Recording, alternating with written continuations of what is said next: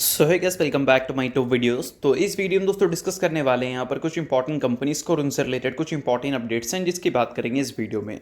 तो चलिए दोस्तों वीडियो की शुरुआत करते हैं। सबसे पहली कंपनी की बात करते हैं। पहली कंपनी का नाम है बीएससी लिमिटेड। बट इसको डिस्कस करने से पहले दोस्तों, अगर आपने अभी तक चैनल को सब्सक्राइब नहीं किया है तो चैनल को सब्सक्राइब करके बेल आइकन को प्रेस कर लो और टेलीग्राम चैनल को भी ज्वाइन कर लो, जिसका लिंक आपको डिस्क्रिप्शन में देखने को मिल जाएगा। और दोस्तों ये डिस्क्लेमर भी है, जो भी कंपनी से रिलेटेड न्यूज़ एंड अपडेट्स हम लोग कवर करेंगे वो सारी न्यूज़ एंड अपडेट्स सिर्फ और सिर्फ एजुकेशन पर्पज़ के लिए, सीखने के लिए है। तो इसको किसी भी तरह का इन्वेस्टमेंट एडवाइस मत समझना, आप खुद से रिसर्च और एनालिसिस भी कर सकते हैं। तो चलिए दोस्तों वीडियो की शुरुआत करते हैं। सबसे पहले बात करते हैं बीएससी से रिलेटेड कुछ इंपॉर्टेंट न्यूज़ एंड अपडेट्स के बारे में। सो दोस्तों आज के दिन बीएससी आपको काफ़ी ज़्यादा फोकस में रहती हुई देखने को मिल रही थी। इसके पीछे का बेसिकली बोल सकते हैं दो बड़ा रीज़न है और दोनों रीज़न बीएससी के लिए काफ़ी ज़्यादा इंपॉर्टेंट है। तो चलिए एक एक करके दोनों रीज़न की बात करते हैं। तो पहला रीज़न जो सबसे इंपॉर्टेंट है, ऐसा भी हम बोल सकते हैं, तो पहला रीज़न दोस्तों ये है कि सेबी हो सकता है कि वीकली एक्सपायरी हमें हटाती हुई देखने को ना मिले। अब ऐसा क्यों, उसके बारे में हम लोग बात करेंगे। तो देखो दोस्तों, बोल सकते हैं कि काफ़ी सारे सोर्सेस ने ये चीज़ को क्लेम किया है कि ब्रोकर्स जो हैं, एक्सचेंज जो हैं, चाहे बात करें बीएससी की या फिर एनएससी की, वो चाहते हैं कि वीकली एक्सपायरी जो है उसको कंटिन्यू रखा जाए। और ये चीज़ उन्होंने सेबी को बोला है। और सेबी ऐसा नहीं है कि अभी के टाइम पे जो कंसल्टेशन प्रोसेस है वो शुरू कर चुकी है, ऐसा नहीं है। सेबी जो है वो अभी भी आपको एसेसिंग डेटा कलेक्ट करती हुई दिख रही है, वही डेरिवेटिव्स का, और कंसल्टेशन पेपर अभी तक बोल सकते हैं प्रोसेस किया नहीं गया है। तो फिलहाल सेबी क्या कर रही है, अभी के टाइम पे जो फीडबैक्स उनको मिल रहे हैं, चाहे बात कर सकते हैं ब्रोकर की तरफ से या फिर एक्सचेंज की तरफ से, उसको देख रही है। और फीडबैक के बेसिस पे हो सकता है कि वो वीकली एक्सपायरी में आपको कुछ चेंजेस करते हुए नज़र आ जाए, या फिर हो सकता है कि वीकली एक्सपायरी को हटाए ही ना। और ये काफ़ी बड़ी न्यूज़ होगी अगर ऐसा सेबी करती है तो। और दोस्तों ऐसा क्यों कि बीएससी, एनएससी, ब्रोकर सभी ये चीज़ चाह रहे हैं कि वीकली एक्सपायरी ना हटे, तो इसके पीछे का सबसे बड़ा रीज़न है बिजनेस। सो अब दोस्तों वीडियो में आगे बढ़ने से पहले बात कर लेते हैं सेबी रजिस्टर्ड टेलीग्राम चैनल के बारे में, जिसको चाहो तो आप ज्वाइन कर सकते हो। अब ज्वाइन करने का सबसे बड़ा बेनिफिट क्या है वो मैं आपको समझा देता हूँ। देखो, मार्केट से रिलेटेड जो इंपॉर्टेंट एनालिसिस होते हैं वो आपको यहाँ पर देखने को मिलता है, वो भी बिल्कुल फ्री ऑफ कॉस्ट। उसके अलावा काफ़ी सारी कंपनी के चार्ट्स आपको देखने को मिलते हैं रेगुलर बेसिस पे, जो कि यूट्यूब पे तो अब आपको देखने को मिलेगा नहीं। तो वो सारी चीज़ें आपको टेलीग्राम में ही अपडेटेड देखने को मिल जाती हैं। और इसके अलावा दोस्तों सेबी रजिस्टर्ड टेलीग्राम चैनल है, तो यहाँ पर आपको काफ़ी सारे कॉल्स वगैरह भी देखने को मिलते हैं, जिसका भी बेनिफिट आप ले सकते हैं। पास्ट में जो कॉल्स वगैरह यहाँ पर देखने को मिले थे उसकी परफॉर्मेंस भी हमें काफ़ी अच्छी देखने को मिली थी, जिसको आप चाहो तो नोट डाउन कर सकते हैं। और साथ में दोस्तों यहाँ पर लाइव आकर जो भी आपके डाउट्स इंक्वायरीज हैं वो भी क्लियर किया जाता है। तो लिंक इसका आपको डिस्क्रिप्शन में देखने को मिल जाएगा, लिंक के थ्रू जाकर आप सेबी रजिस्टर्ड टेलीग्राम चैनल को ज्वाइन कर लेना। सो दोस्तों अगर हम बात करें कैपिटल मार्केट से जुड़ी कंपनीज के बिजनेस के बारे में, तो उसका एक काफ़ी बड़ा रेवेन्यू हमें एफ.एन.ओ डेरिवेटिव सेगमेंट से ही आता हुआ देखने को मिलता है। और इस सेगमेंट में अगर मान लो वॉल्यूम्स कम हो जाए तो अल्टीमेटली इनके बिजनेस में एक अच्छा खासा इंपैक्ट हमें देखने को मिलेगा। और इसको लेकर जेफरीज ने कुछ सिनेरियोज भी रखा था कि अगर वीकली एक्सपायरी हटता है तो किन किन सिनेरियोज के बेसिस पे कितना इंपैक्ट हमें देखने को मिलेगा बीएससी के नंबर्स में। और वो सभी सिनेरियोज में बीएससी के नंबर्स आपको गिरते हुए ही नजर आएंगे। और इसी वजह से बीएससी हो गई, एनएससी हो गई, ब्रोकर हो गई, ये सारे लोग बोल सकते हैं डिमांड कर रहे हैं सेबी से कि वीकली एक्सपायरी को कंटिन्यू किया जाए। और निखिल कामत ने भी बोला था कि अगर वीकली एक्सपायरी को हटाती है सेबी तो उनका रेवेन्यू 40% तक गिर सकता है। तो बेशक इन सारी चीज़ों को लेकर ब्रोकरेज हाउस तो अपील करेंगे, और वो चीज़ अभी के टाइम पे सोर्सेस क्लेम कर रहे हैं।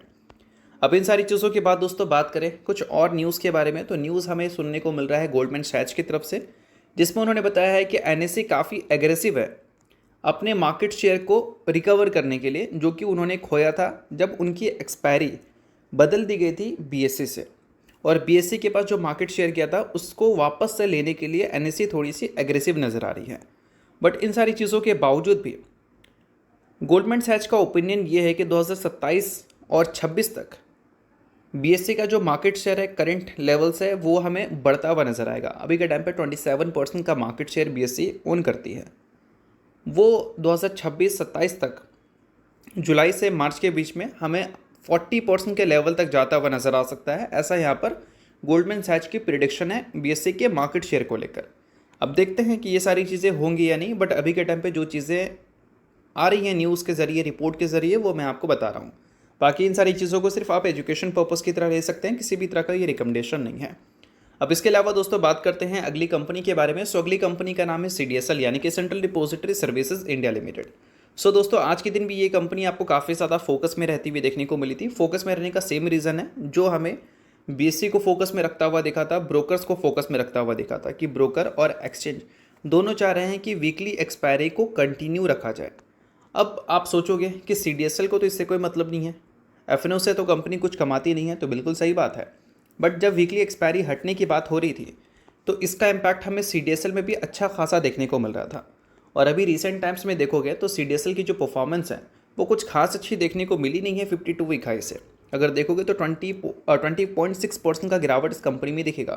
तो अल्टीमेटली ये जो न्यूज़ है, सोर्सेज बोल रहे हैं कि ब्रोकर एक्सचेंज एक्सपायरी को ना हटाएं, सेबी को ऐसा बोल रहे हैं, और ऐसा कुछ हो जाता है तो इससे CDSL ज़रूर खुश होती हुई नज़र आएगी, क्योंकि CDSL के जो बोल सकते हैं बिजनेसेस हैं वो इन्वेस्टर्स से आते हैं, और बोल सकते हैं कि मार्केट में ट्रेडर की आबादी बहुत ज़्यादा है, और ये चीज़ों की वजह से ट्रेडर अगर मार्केट से निकलते हैं तो उनका जो इन्वेस्टमेंट होता है वो भी निकल सकता है। तो इस वजह से CDSL थोड़ी सी कॉशियस नज़र आ रही थी जब वीकली एक्सपायरी हटने की बात सुनने को मिल रही थी। तो बट दोस्तों अगर हम बात करें CDSL के मेन पॉइंट के बारे में, जो कि है इक्विटी के बारे में, तो इक्विटी टर्नओवर का भी रिसेंट डेटा हमने देखा था BSE का। कब का डेटा हमने देखा था? Q2 का, सितंबर का, अगस्त का और जुलाई का, जो कि Q2 का पार्ट होता है। और जितना ज़्यादा वॉल्यूम्स उतना ज़्यादा हम उम्मीद करते हैं कि इन कंपनी के नंबर्स हमें अच्छे देखने को मिले। और सितंबर का, अगस्त का और हमें जुलाई का जो डेटा देखने को मिला था वो Q1 के महीने के कंपैरिजन में काफ़ी बेटर देखने को मिल रही थी। तो इससे क्लियर कट यही उम्मीद लगाया जा सकता है कि आने वाले क्वार्टर्स में, यानी कि CDSL के जो आने वाले क्वार्टरली रिजल्ट है Q2, उसमें ईयर ऑन ईयर बेसिस पे तो अभी भी डाउट है कि कंपनी के नंबर्स अच्छे देखने को मिलेंगे या नहीं, बट Q1Q बेसिस पे नंबर में शार्प इंप्रूवमेंट दिख सकती है। और कंपनी अगर अपने ट्रांजैक्शन चार्जेस को थोड़ा इंक्रीज़ कर दे तो कंपनी के जो नेट प्रॉफिट हैं वो भी हमें शार्पली इंक्रीज़ होते हुए नज़र आ सकते हैं। तो इन सारी चीज़ों को आप नोट कर सकते हैं, काफ़ी वैल्यूबल चीज़ें थी। बाकी कोई रिकमेंडेशन नहीं है, सभी चीज़ें सिर्फ और सिर्फ एजुकेशन पर्पज़ के लिए थी। बात करते हैं इसके अलावा अगली कंपनी के बारे में, जिसका नाम है दोस्तों विप्रो लिमिटेड। बट इसको डिस्कस करने से पहले दोस्तों, अगर आपने अभी तक सेबी रजिस्टर्ड टेलीग्राम चैनल को ज्वाइन नहीं किया है तो उसका लिंक आपको डिस्क्रिप्शन में देखने को मिल जाएगा। लिंक के थ्रू जाकर चैनल को ज्वाइन कर लो। इस चैनल पर क्या मिलता है भाई आपको? तो मिलता है स्टॉक मार्केट से रिलेटेड जितनी भी अपडेट्स होती है, कंपनी से रिलेटेड जो न्यूज़ होती है, इंडस्ट्री ट्रेंड, ये सारी चीज़ें आपको देखने को मिलती है बिल्कुल फ्री ऑफ कॉस्ट।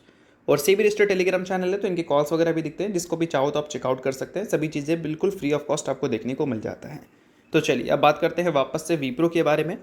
सो विप्रो ने दोस्तों अनाउंसमेंट किया है कि Q2 के डेट्स हमें कब देखने को मिलने वाले हैं, या फिर बोल सकते हैं कंपनी के Q2 के अर्निंग्स हमें कब देखने को मिलने वाले हैं।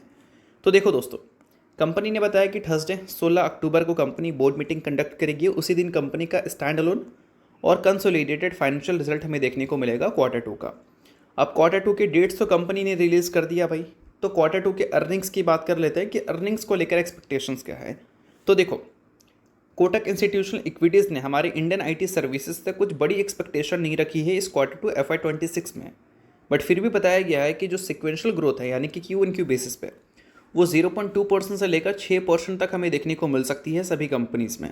मतलब मिनिमम 0.2% की ग्रोथ तो होनी ही चाहिए, और इससे किसी कंपनी का ग्रोथ अगर कम देखने को मिलता है तो बोल सकते हैं कि वो कंपनी एक्सपेक्टेशंस के हिसाब से नंबर रिपोर्ट नहीं की है।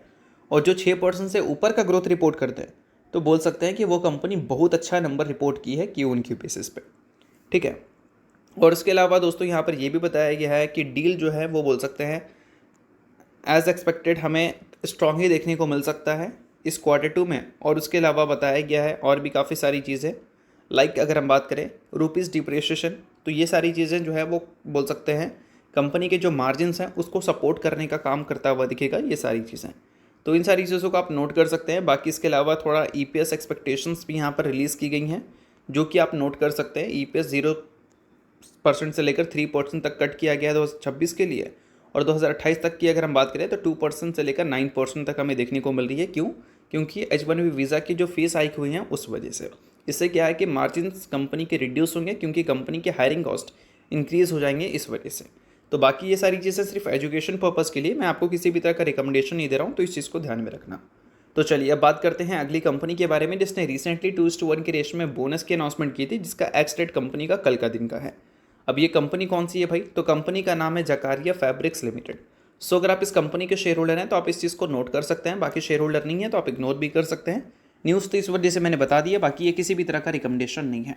तो चलिए दोस्तों, ये वीडियो यहीं तक था। आप करता हूँ वीडियो आपको अच्छा लगा, वीडियो चला लाइक कीजिए, परिवार और सब्सक्राइब कीजिए। वीडियो के लिए बहुत बहुत शुक्रिया।